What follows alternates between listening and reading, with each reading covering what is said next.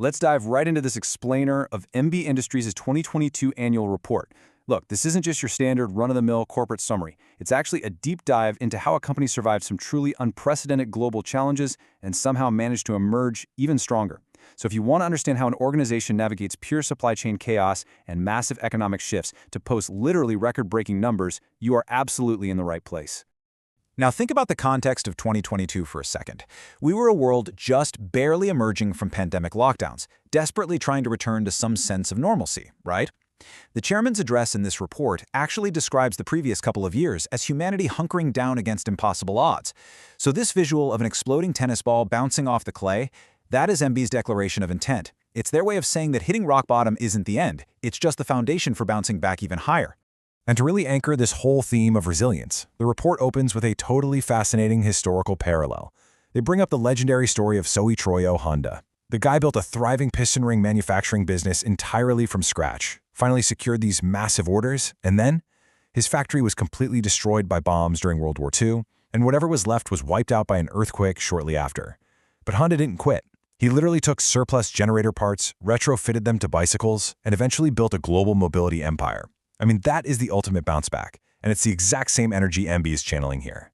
To see exactly how MB pulled this off, here is a roadmap for today. First, the great bounce back. 2, a history of resilience. 3, the 4 business pillars. 4, record-breaking financial triumphs. 5, brighter every way. And finally, the sustainable future. Okay, moving to Section 2, a history of resilience. It is genuinely crazy to think about, but MB has undergone a massive evolution. Back in 1994, first-generation entrepreneurs Makrand and Rinku Apawar started a tiny trading enterprise right in their living room. They chose to stay in India because they truly believed in the potential of polymers to serve mankind. Fast forward to today, and that living room dream has transformed into sprawling, state-of-the-art manufacturing floors, making them India's most valued polymer processing company. And you can see that steady march of strategic milestones right here. They went from their very first production run at the CD unit back in 1997 all the way to becoming a global leader in flexible intermediate bulk containers by 2006. Then they went public in 2010 and made a huge leap in 2016 by entering the consumer agricultural space with their Avana brand. By 2019, they were launching groundbreaking products like Jalasanchai Super, which is this incredibly innovative blue pond lining specifically designed to dramatically improve farmer incomes through aquaculture. It's just a history of constant, relentless forward motion. Let's jump into Section 3, the 4 business pillars. So here is the secret sauce. MB isn't just relying on one market or a single product. They have 4 distinct pillars holding everything up. Their international business exports advanced composites and industrial packaging to 70 different countries. Then you've got their domestic business supplying packaging across India for FMCG, automobiles, and food. On top of all that, they have Avana Consumer Durables and Avana Consumer Goods, targeting agriculture, water conservation, and dairy. By spreading their operations across all these sectors on a global scale, MB essentially built a structural resilience that could withstand severe market shocks. If one sector completely slowed down during the pandemic, the others were there to pick up the slack. Which brings us to the results in Section 4, record-breaking financial triumphs. Just look at this massive leap. Between the 2020 to 2021 period and the 2021 to 2022 fiscal year, sales went through the roof. In that earlier time frame, sales were sitting at about 3.19 billion rupees. But despite immense global uncertainties, rampant inflation, and conflict in Europe, MB clocked a whopping growth of around 60%. They crossed that massive 5 billion rupee mark in revenue. That is a staggering acceleration for a company coming out of a global crisis. But here's the real kicker. That top-line revenue growth didn't just vanish into operating costs. It translated directly to the bottom line. Profit after tax hit an absolute record high in the company's 28-year history, coming in at a cool 190.33 million rupees. And the EBITDA, it saw a dramatic recovery, jumping from roughly 286 million to over 492 million. This proves, for sure, that their growth wasn't just about pushing volume out the door at any cost. No, they maintained strong operational margins even while rapidly scaling.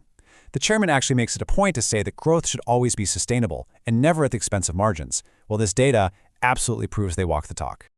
Let's pivot a bit for Section 5, brighter every way.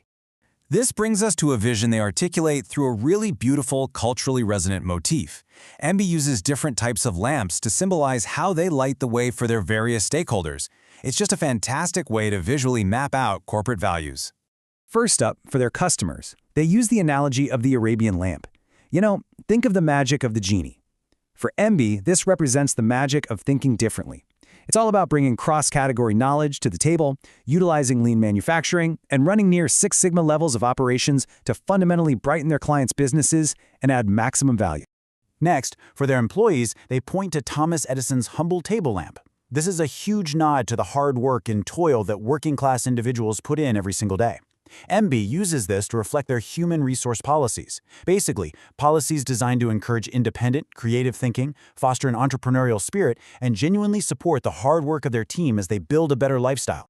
And finally, for their partners and vendors, they draw on the traditional earthen lamps used in Indian Diwali traditions, specifically the Chapta Pujan, where businesses pray for prosperity. For MB, this symbolizes a deep commitment to shared, long-standing prosperity.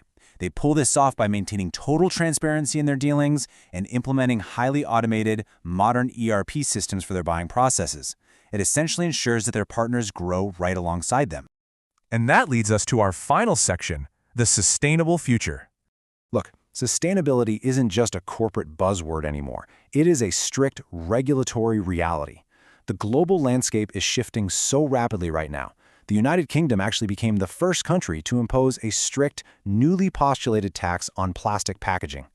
If packaging produced or imported into the UK contains less than 30% recycled polymer by weight, boom, it gets hit with a hefty 200 sterling pound per metric ton levy.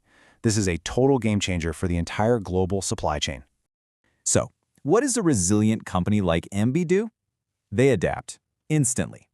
They launched the Reclaim 30 range. This is a path-breaking initiative where a special range of their products is manufactured using a minimum of 30% post-consumer recycled resin. By fundamentally changing their supply chain to consume post-consumer waste, they didn't just become more environmentally friendly, they actually created a direct financial exemption for their clients from these new international taxes. I mean, it is the absolute perfect example of turning a massive regulatory hurdle into a major competitive business advantage. So as we wrap up this explainer of MB's 2022 annual report, which really is an incredible story of historical grit, highly diversified business pillars, record-breaking profits, and fast-acting sustainable innovation, the ultimate takeaway is a challenge directly to you. We've seen how Soichiro Honda did it, and we've seen how MB Industries did it on a massive global scale. As global challenges inevitably evolve and throw curveballs your way, how will you apply these lessons of resilience to engineer your very own bounce back? Thanks so much for joining me on this explainer, and I'll see you in the next one.